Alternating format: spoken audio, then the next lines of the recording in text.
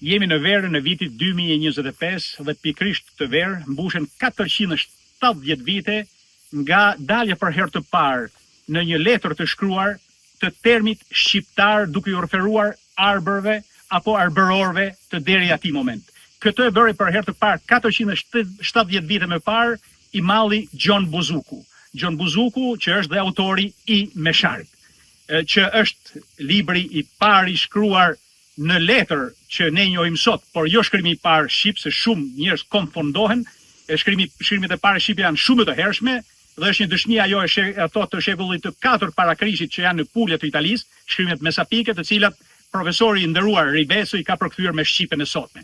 Po le të kthehemi edhe një herë tek emërimi shqiptar për arbërit tan nga Buzuku për herë të parë 470 vite më parë.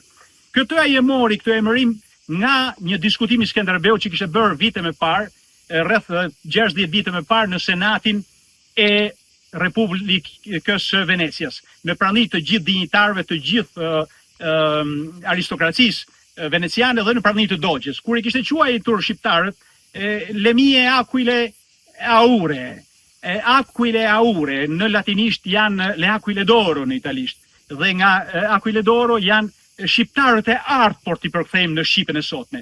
Pra nga kjo thënie Skënderbeut, i cili quante luftarët e tij të patrembur sy shqipoj dhe shqipoj aty arta, le aquile aure, e mori këtë diskutim të tij dhe i quajti për herë të parë arbërorët shqiptar Gjon Buzuku, pasi e lidhi atë me përkthimin original të diskutimit të Skënderbeut nga aquile aure, nga shqiponjat e arta. Dhe dal nga dal, ky term u shndrua nga populli, nga shqiptarët e artë, nga shqipet e arta në shqiptarë. Këtë në respekt të Skënderbeut, të mbretit të tyre Gjergj Gjon Kastrioti, të pathyeshmit Skënderbeg, të cilët ato ishin mirënjohës.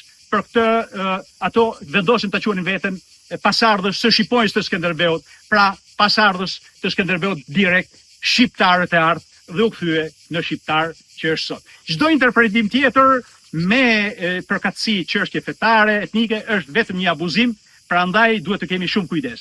Nga kraja ku gjendemi tash, krahina etnike shqiptare e krajës, me kishën e Shënmërisë ku Gjon Buzuku bënte meshët e tij në gjuhën shqipe, unë Alban Kraj ju përshëndes dhe ju uroj çdo të mirë.